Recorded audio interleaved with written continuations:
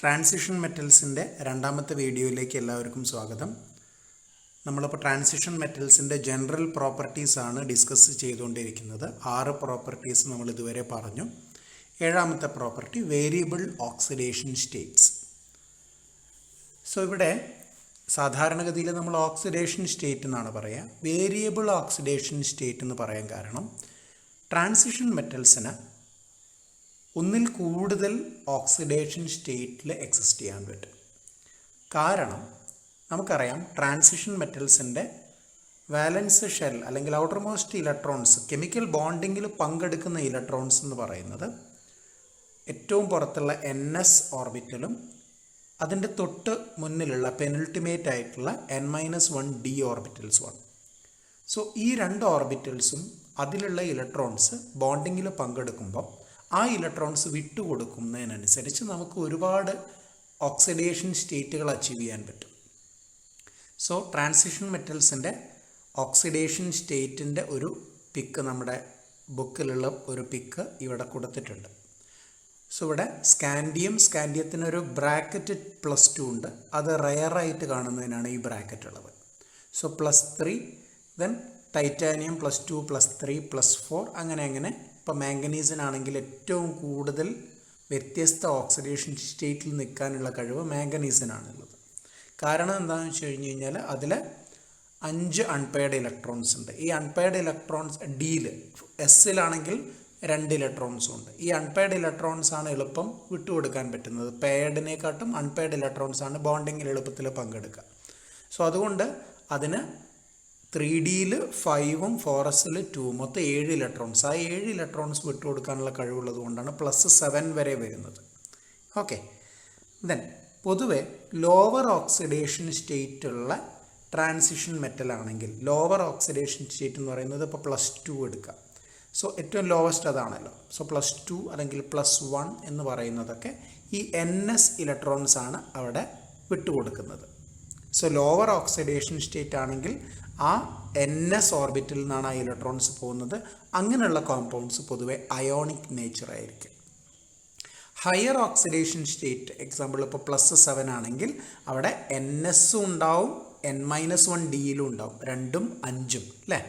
ആ 3D5, 4s2 എന്നുള്ള മൊത്തം 7 ഇലക്ട്രോൺസ് ഉണ്ടാവും. സോ അവിടെ ഹയർ ഓക്സിഡേഷൻ സ്റ്റേറ്റിൽ +7 ഒക്കെ കാണിക്കുമ്പോൾ അവിടെ NSലുള്ളതും എടുക്കും, N-1Dയിലുള്ളതും എടുക്കും.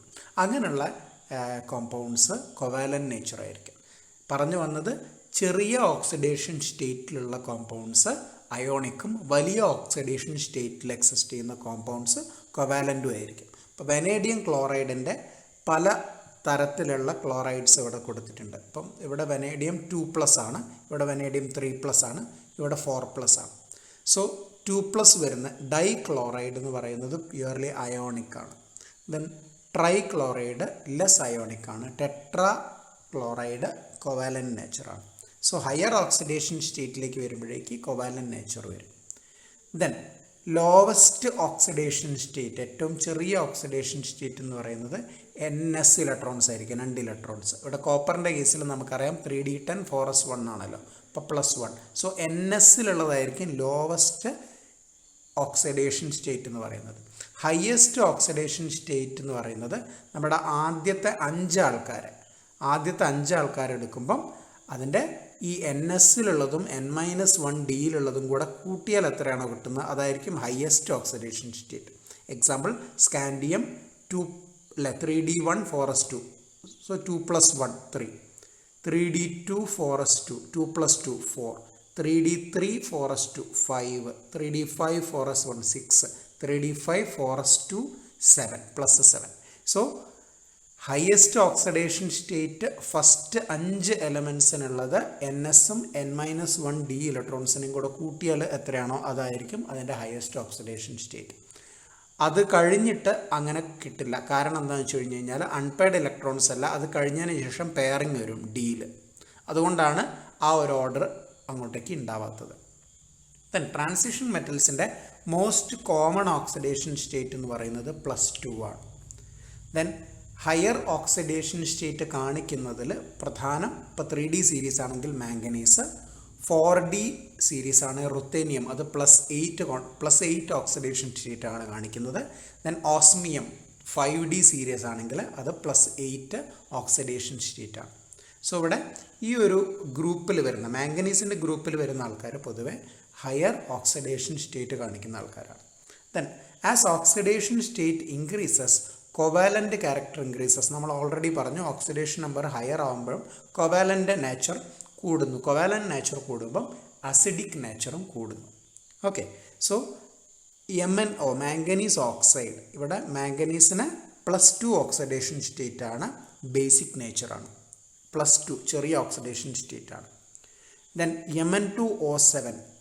Mn2O7 നമുക്കറിയാം മാംഗനീസ് +7 ഓക്സിഡേഷൻ സ്റ്റേറ്റ് ആണ്. അവിടെ ഹയർ ഓക്സിഡേഷൻ സ്റ്റേറ്റ് ആയതുകൊണ്ട് കോവാലൻ്റ് നേച്ചർ കൂടും, അസിഡിക് നേച്ചർ കൂടും.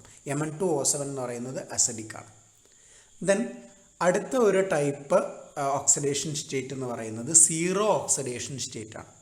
മെറ്റാലിക് കാർബണിൽസിൽ, nickel tetra carbonyl, iron penta carbonyl പോലുള്ള മെറ്റാലിക് കാർബണിൽസിൽ ഇവിടെ സെൻട്രൽ മെറ്റൽ ആറ്റത്തിന്, ട്രാൻസിഷൻ മെറ്റൽസിനൊക്കെ ഇവിടെ സീറോ ഓക്സിഡേഷൻ സ്റ്റേറ്റ് ആണ്. നിക്കൽ ടെട്രാ കാർബണിൽ നിക്കലിൻ്റെ ഓക്സിഡേഷൻ നമ്പർ 0 ആണ്. അയൺ പെൻറ്റാ കാർബണിൽ അയണിൻ്റെത് 0 ആണ്. സോ സീറോ വാലൻസി കാണിക്കുന്നതായിരിക്കും metallic carbonyls. Okay, that's all about oxidation states. അടുത്ത പ്രോപ്പർട്ടി റെഡ്യൂസിങ് പ്രോപ്പർട്ടി. നമുക്കറിയാം ട്രാൻസിഷൻ മെറ്റൽസിൽ വെൽ നോൺ ആയിട്ടുള്ള റെഡ്യൂസിങ് ഏജൻസ് ആണ് പ്ലാറ്റിനം, നിക്കൽ, ഇതൊക്കെ. സോ ഇവിടെ റെഡ്യൂസിങ് നേച്ചർ പറയുമ്പോൾ റിഡക്ഷൻ പൊട്ടൻഷ്യൽ ആയാലും ഓക്സിഡേഷൻ പൊട്ടൻഷ്യൽ ആയാലൊക്കെ ഈ ഇലക്ട്രോഡ് പൊട്ടൻഷ്യലൊക്കെ നമ്മൾ മെറ്റൽ ഇൻ അക്വസ് കണ്ടീഷൻസിലാണ് പറയുക. അക്വസ് കണ്ടീഷൻസിൽ ഇലക്ട്രോൺ വിട്ടുകൊടുക്കാനുള്ള കഴിവാണ് നമ്മൾ ഈ ഇലക്ട്രോഡ് പൊട്ടൻഷ്യലൊക്കെ പറയുക. സോ നമുക്കിവിടെ മെറ്റലിനെ, നമ്മുടെ മെറ്റൽ ആദ്യം സോളിഡാണ് അല്ലേ, സോളിഡ് മെറ്റലിനെ ഗ്യാഷ്യസ് ആക്കണം. സോ ഈ സ്റ്റാൻഡേർഡ് ഇലക്ട്രോഡ് പൊട്ടൻഷ്യൽ 3 ഫാക്ടേഴ്സിന് ഡിപ്പെൻഡ് ചെയ്യുന്നുണ്ട്. അതാണ് പറയുന്നത്. ആദ്യത്തേത് എൻതാൽപ്പി ഓഫ് സബ്ലിമേഷൻ. സോളിഡ് ആയിട്ടുള്ള മെറ്റൽ ഗ്യാഷ്യസ് ആയി, അതായത് എമൗണ്ട് ഓഫ് എനർജി അബ്സോർബ് ചെയ്തിട്ട് സോളിഡ് ഗ്യാഷ്യസ് ആയി മാറി. സോ അബ്സോർബ് ചെയ്യുന്നത് കൊണ്ട് positive, ΔH sublimation positive. Then അടുത്തത് ഇപ്പോൾ ഗ്യാഷ്യസ് ആയി കഴിഞ്ഞ് കഴിഞ്ഞാൽ അടുത്തത് എന്താ വേണ്ടത്, ഇലക്ട്രോൺ വിട്ടുകൊടുക്കണം അല്ലേ. സോ ഇലക്ട്രോൺ വിട്ടുകൊടുക്കുക, അതായത് the amount of energy required to take the 1 electron from outermost gaseous ആറ്റത്തിനാണ് നമ്മൾ അയണൈസേഷൻ എൻതാൽപ്പി എന്ന് പറയുന്നത്. സോ ഇവിടെ ട്രാൻസിഷൻ മെറ്റൽസിൻ്റെ കേസിൽ മോസ്റ്റ് കോമൺ ഓക്സിഡേഷൻ സ്റ്റേറ്റ് +2 ആണ്. അതുകൊണ്ട് നമ്മൾ ionisation, first ionisation energy, second ionisation energy. ആദ്യത്തെ കേസിൽ മെറ്റൽ, ഗ്യാഷ്യസ് മെറ്റൽ 1 ഇലക്ട്രോണിന് പോയിട്ട് M+ ആയി. രണ്ടാമത്തെ കേസിൽ ആ M+ M2+ ആയി. ഓക്കെ, സോ ഇവിടെയും അതെ, the amount of energy required to take ആണ്. സോ ഇവിടെയും എനർജി അബ്സോർബ് ചെയ്തിട്ടാണ് 1 ഇലക്ട്രോണിന് പോകുന്നത്. സോ അതും പോസിറ്റീവ്. ദെൻ ഇപ്പം M2+ ആയി ഗ്യാഷ്യസ് സ്റ്റേറ്റിൽ. ഇനി എന്താ പറഞ്ഞിരിക്കുന്നത്, ഇത് അക്വസ് കണ്ടീഷനിലാണ് നടക്കുന്നത്. ഓക്കെ, അക്വസ് കണ്ടീഷനിൽ നടക്കുമ്പം ഈ മെറ്റൽ അയോണിലേക്ക് വാട്ടർ അറ്റാച്ച് ചെയ്യും, ലിബറേറ്റ് ചെയ്യുന്ന എനർജിക്കാണ് നമ്മൾ ഹൈഡ്രേഷൻ എൻതാൽപ്പി എന്ന് പറയാം. ഇവിടെ എനർജി ലിബറേറ്റ് ചെയ്യുകയാണ് ചെയ്യുന്നത്.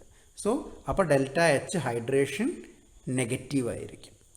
ഈ 2 പോസിറ്റീവ് പ്ലസ് 1 നെഗറ്റീവിൻ്റെ ആകെത്തുകയാണ് നമ്മൾ ഇലക്ട്രോഡ് പൊട്ടൻഷ്യൽ എന്ന് പറയുന്നത്. ആ ഇലക്ട്രോഡ് പൊട്ടൻഷ്യൽ നെഗറ്റീവ് ആവുകയാണെങ്കിൽ, അതായത് ഇത് രണ്ടും പോസിറ്റീവും ഇത് നെഗറ്റീവും എന്ന് ഞാൻ പറഞ്ഞല്ലോ. സോ ഇത് ടോട്ടൽ നെഗറ്റീവ് എപ്പോഴായിരിക്കും ആവുക, മോർ ഹൈഡ്രേഷൻ എൻതാൽപ്പിയും ഈ 2 ഫാക്ടേഴ്സും ലെസ് പോസിറ്റീവ് ആവുമ്പോൾ നമുക്ക് E0ൻ്റെ വാല്യൂ നെഗറ്റീവായിട്ട് വരും. E0യുടെ വാല്യൂ നെഗറ്റീവ് ആണെങ്കിൽ മെറ്റലിന് റെഡ്യൂസിങ് നേച്ചർ ആണെന്ന് അർത്ഥം.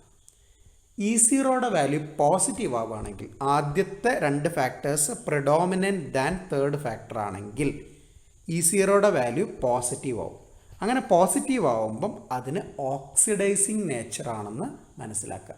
അതായത് ഇലക്ട്രോഡ് പൊട്ടൻഷ്യലിൻ്റെ വാല്യൂ നെഗറ്റീവ് ആവുകയാണെങ്കിൽ ആ മെറ്റൽ റെഡ്യൂസിങ് ഏജൻ്റായിട്ട് ഉപയോഗിക്കാൻ പറ്റും. നേരെ തിരിച്ച് പോസിറ്റീവ് ആണെങ്കിൽ അതിന് ഓക്സിഡൈസിങ് നേച്ചറാണ്, ഓക്സിഡൈസിങ് ഏജൻ്റായിട്ടാണ് അതിനെ യൂസ് ചെയ്യാൻ പറ്റും.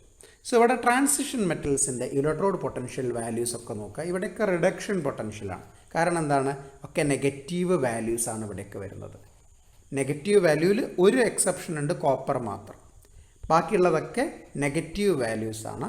ആ നെഗറ്റീവ് വാല്യൂസിൽ തന്നെ ശ്രദ്ധിക്കുക, ലെഫ്റ്റിൽ നിന്ന് റൈറ്റിലേക്ക് പോകുമ്പോഴേക്ക് കുറഞ്ഞാണ് വരുന്നത്. ചെറിയ ചില എക്സെപ്ഷൻസ് ഉണ്ട്, അത് നമുക്ക് എക്സ്പ്ലെയിൻ ചെയ്യാം. Okay, so all the transition metals have negative E0, that means reducing nature, except copper. Okay, the reducing nature decreases from left to right with some exceptions. ആ exceptions എന്തൊക്കെയാണ്?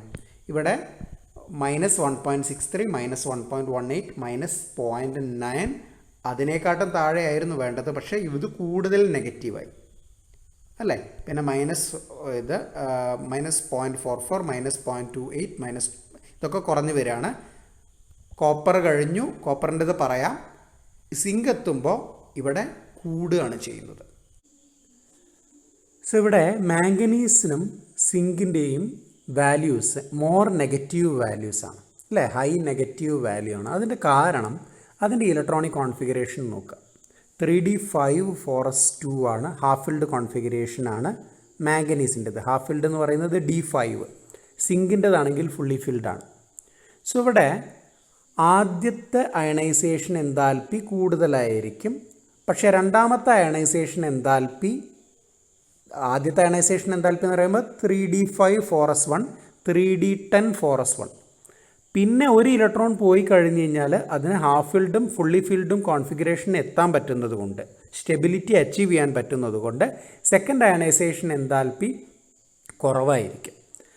കുറച്ച് എനർജി കൊടുത്തു കഴിഞ്ഞ് കഴിഞ്ഞാൽ അത് സ്റ്റേബിൾ ഇലക്ട്രോണിക് കോൺഫിഗറേഷൻസ് അച്ചീവ് ചെയ്യുന്നത് കൊണ്ട് second ionisation enthalpy less positive ആയിരിക്കും. സോ ഈ ടോട്ടൽ ഇതിൻ്റെ പോസിറ്റീവ് കുറയുകയും നെഗറ്റീവ് കൂടുകയും ചെയ്യുന്നത് കൊണ്ടാണ് ഇവിടെ മാംഗനീസിനും സിങ്കിനും ഈ ഹൈ നെഗറ്റീവ് വാല്യൂ വരാൻ കാരണം. കോപ്പറിൻ്റെ കേസാണെങ്കിൽ കോപ്പറിന് പോസിറ്റീവ് ഇലക്ട്രോഡ് പൊട്ടൻഷ്യലാണ്. കാരണം എന്താണ്? അവിടെ ഈ രണ്ട് ഫാക്ടേഴ്സ്, സബ്ലിമേഷൻ ഫാക്ടറും അയണൈസേഷൻ എൻതാൽപ്പി ഫാക്ടറും കോപ്പറിൻ്റെ കേസിൽ ഹൈ പോസിറ്റീവ് വാല്യൂ ആണ്. സോ ഇതിൻ്റെ ടോട്ടൽ എടുക്കുമ്പം അവിടെ കോപ്പറിൻ്റെ കേസിൽ പോസിറ്റീവ് നേച്ചർ വരും. ഓക്കെ, അടുത്ത property colour of transition metals. So transition metals കാണിക്കുന്ന കളറിൻ്റെ എക്സ്പ്ലനേഷനാണ് ഈ സ്ലൈഡിൽ പറയുന്നത്. ഇത് മഞ്ജുഷ ബുക്കിലെ ടേബിളാണ്. അതിൽ ഒരു മിസ്റ്റേക്ക് ഉണ്ട്. Number of unpaired electrons manganese 2+ വരെ, മാംഗനീസ് 2+ എന്ന് പറയുമ്പോൾ 3d5, 2 s ഇലക്ട്രോൺസ് പോയി 3d5 വരെ ഉണ്ടാവുള്ളൂ, 5 അൺപെയർഡ് ഇലക്ട്രോൺ. താഴേക്ക് Fe2+ എന്ന് പറയുമ്പോൾ 3d6 ഉണ്ടാവുള്ളൂ, അവിടെ 1 പെയർഡ് ആയിരിക്കും, ബാക്കി 4 അൺപെയർഡ് ഇലക്ട്രോൺസേ ഉണ്ടാവുള്ളൂ. സോ ഈ അൺപെയർഡ് ഇലക്ട്രോൺസ് ഉണ്ടെങ്കിൽ മാത്രമേ കളർ കാണിക്കുള്ളൂ. അൺപെയർഡ് ഇലക്ട്രോൺസ് 0 ആണെങ്കിൽ കളർലെസ് ആയിരിക്കും. ഓക്കെ, സോ സ്കാൻഡിയം 3+ എന്ന് പറയുമ്പം 0 ആണ്, 3d0 ആണ്, അത് കളർലെസ് ആണ്. D1 ആകുമ്പം അതിന് ബ്ലൂ ഓർ പർപ്പിൾ കളർ ഉണ്ടാവും. അങ്ങനെ അൺപെയർഡ് ഇലക്ട്രോൺസിനനുസരിച്ചാണ് നമുക്ക് കളർ വരിക. ഓക്കെ, ഇത് തന്നെ കളർ കാണിക്കാൻ കാരണം എന്താണെന്ന് വെച്ച് കഴിഞ്ഞ് കഴിഞ്ഞാൽ നിങ്ങൾ കോർഡിനേഷൻ കെമിസ്ട്രിയിൽ പഠിച്ചിട്ടുണ്ടാവും, ക്രിസ്റ്റൽ ഫീൽഡ് എഫക്റ്റ് ഒക്കെ പഠിച്ചിട്ടുണ്ടാവും. സോ ക്രിസ്റ്റൽ ഫീൽഡ് എഫക്റ്റ് എപ്പോഴാണ് വരിക? സെൻട്രൽ മെറ്റൽ ആറ്റത്തിൻ്റെ അടുത്തേക്ക് അല്ലെങ്കിൽ അയോണിൻ്റെ അടുത്തേക്ക് ലിഗാൻസ് വരുമ്പോഴാണ് ക്രിസ്റ്റൽ ഫീൽഡ് എഫക്ട്സ് വരിക. ആ ലിഗാൻസിൻ്റെ ഇൻഫ്ലുവൻസ് വരുമ്പോൾ ഡി ഓർബിറ്റൽസ്, ആദ്യം നമുക്കറിയാം 5 ഓർബിറ്റൽസ് ഉണ്ട് ഡിയിൽ അല്ലേ. ആ 5 ഓർബിറ്റൽസിനും ഒരേ എനർജി ആയിരിക്കും, അങ്ങനെ ഡീജനറേറ്റ് ഓർബിറ്റൽസ് എന്ന് പറയാം. പക്ഷേ ഈ ഒരു ക്രിസ്റ്റൽ ഫീൽഡ് എഫക്റ്റ് വരുമ്പം ഈ ഡീജനറസി, അതായത് ഒരേ സെയിം എനർജി ഉള്ളത് ഡിസ്റ്റർബായിട്ട്, ഇപ്പം ഒക്ടാഹെഡ്രൽ ഫീൽഡ് ആണെങ്കിൽ T2g ആയിട്ടും EG ആയിട്ടും സ്പ്ലിറ്റ് ആവും അല്ലേ. സോ അങ്ങനെ എനർജി ലെവൽസ് ഡിയിലെ 5 ലെവൽസ് സ്പ്ലിറ്റ് ആവുമ്പം നമുക്ക് ഹയർ എനർജി, ലോവർ എനർജി എന്ന് പറഞ്ഞിട്ടുള്ള വേരിയസ് എനർജി ലെവൽസ് വരും. ഇങ്ങനെയുള്ള എനർജി ലെവൽസിലുള്ള ലോവസ്റ്റ് ആയിട്ട് കിടക്കുന്ന, അതായത് ലോ എനർജിയിൽ കിടക്കുന്ന ഇലക്ട്രോൺസ് വിസിബിൾ ലൈറ്റിനെ അബ്സോർബ് ചെയ്തിട്ട് അത് ഹയർ സ്റ്റേറ്റിലേക്ക് എക്സൈറ്റഡ് ആവും. തിരിച്ച് ഡീ എക്സൈറ്റ് ചെയ്യുമ്പം അത് ഏത് വിസിബിൾ ലൈറ്റാണോ അബ്സോർബ് ചെയ്തത് അതിൻ്റെ കോംപ്ലിമെൻ്ററി കളറ് അത് എമിറ്റ് ചെയ്യും. ആ കളറാണ് നമുക്ക് കാണുക. Okay, so under crystal field effects, degeneracy of d orbitals removed and split into different set of energies like T2g and Eg. Electrons in the lower energy absorb visible light, excited to higher energy level and de-excite to lower energy by emitting its complementary color. ഇതൊരു complementary colour മനസ്സിലാവാൻ വേണ്ടിയിട്ടാണ്. അപ്പോൾ ഇതൊരു red റീജിയനിലുള്ള ഒരു electromagnetic റേഡിയേഷനാണ് absorb ചെയ്തത് എന്ന് വെച്ച് കഴിഞ്ഞ് കഴിഞ്ഞാൽ അത് ഇതിൻ്റെ കോംപ്ലിമെൻ്ററി ആയിട്ട് വരുന്ന ഈ ഒരു ബ്ലൂ, ഓൾമോസ്റ്റ് ഈ ബ്ലൂ റേഞ്ചിലുള്ള റേഡിയേഷൻ ആയിരിക്കും എമിറ്റ് ചെയ്യുക. ആ കളറായിരിക്കും നമുക്ക് കാണുക. സോ റെഡ് ലൈറ്റ് അബ്സോർബ് ചെയ്യുകയാണെങ്കിൽ ഏകദേശം ഒരു ബ്ലൂ കളറിലാണ് നമുക്ക് അതിനെ കാണുക. ഓക്കെ, സോ ഇവിടെ കളർ എന്തുകൊണ്ടാണെന്നാണ് ഞാൻ പറഞ്ഞത്, ലോവർ ഡി എനർജി ലെവലിൽ നിന്ന് ഹയർ ഡി എനർജിയിലേക്ക് ട്രാൻസിഷൻ നടക്കുമ്പോൾ. സോ ഡി ട്രാൻസിഷനാണ് ഇവിടെ കളർ കാണിക്കാൻ കാരണം. ഇവിടെ തന്നെ നമുക്ക് ലിഗാൻസിന് അനുസരിച്ച് ഒക്ടാഹെഡ്രൽ ഫീൽഡും ടെട്രാഹെഡ്രൽ എൻവയോൺമെൻറ്റും ഉണ്ട്. ഒക്ടാഹെഡ്രൽ എൻവയോൺമെൻ്റ് ആണെങ്കിൽ നമുക്കറിയാം ഈ ട്രാൻസിഷനൊക്കെ സെലക്ഷൻ റൂളുണ്ട്.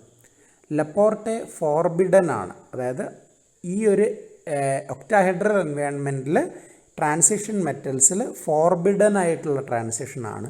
ഫോർബിഡൻ ആയതുകൊണ്ട് തന്നെ ആ ഒക്ടാഹെഡ്രൽ എൻവയോൺമെൻറ്റിൽ അതിൻ്റെ കളറ് വളരെ വീക്കായിരിക്കും, ഫീബിൾ കളറായിരിക്കും, ലെസ് ഇൻറ്റൻസ് കളറായിരിക്കും. പക്ഷേ ടെട്രാഹെഡ്രൽ എൻവയോൺമെൻറ്റിലാണെങ്കിൽ അത് അലൗഡ് ട്രാൻസിഷനാണ്. അങ്ങനെയുള്ള കോംപ്ലക്സസിൻ്റെ കളറ് ഇൻറ്റൻസ് കളറായിരിക്കും. Okay, so colour of the transition metals is due to d transition. അതിൽ തന്നെ ഒക്ടാഹെഡ്രൽ എൻവയോൺമെൻ്റ് ആണെങ്കിൽ ഫോർബിഡൻ ട്രാൻസിഷൻ ആയതുകൊണ്ട് ലെസ് ഇൻറ്റൻസ് കളറായിരിക്കും. ടെട്രാഹെഡ്രൽ എൻവയോൺമെൻറ്റിലാണെങ്കിൽ അത് ഇൻറ്റൻസ് കളറായിരിക്കും.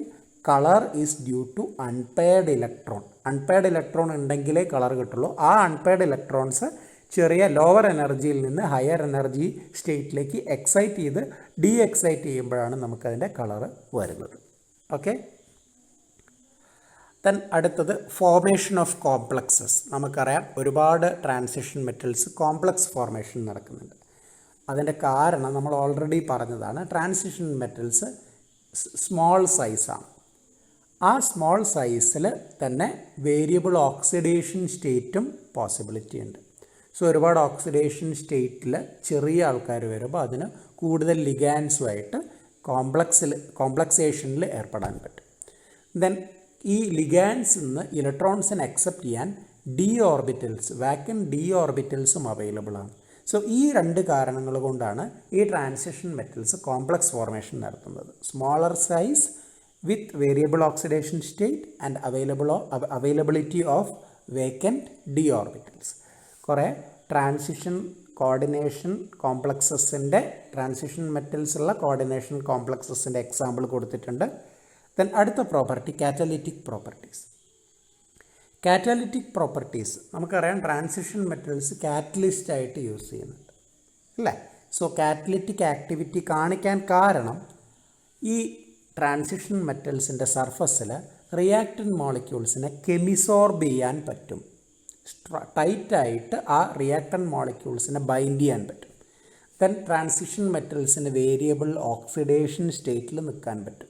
ദെൻ കോംപ്ലക്സസ് ഫോം ചെയ്യാൻ പറ്റും. ഈ പ്രത്യേകതകളൊക്കെ ഉള്ളത് കൊണ്ടാണ് ഇതിന് കാറ്റലിസ്റ്റായിട്ട് ആക്ട് ചെയ്യാൻ പറ്റുന്നത്. സോ നമുക്ക് ഒരുപാട് കാറ്റലിറ്റിക് ആക്ടിവിറ്റീസ് ഉണ്ട് ട്രാൻസിഷൻ മെറ്റൽസ് നടത്തുന്നത്. അതിലൊന്നാണ് ഹേബർ പ്രോസസ്സ്. ഹേബർ പ്രോസസ്സിൽ അയൺ സർഫസിൻ്റെ മുകളിലാണ് നൈട്രജനും ഹൈഡ്രജനും വന്ന് ബൈൻഡ് ചെയ്തിട്ട് അമോണിയ ഫോർമേഷൻ നടക്കുന്നത്. Then contact process. Contact process sulphuric ആസിഡിൻ്റെ പ്രിപ്പറേഷനാണ്.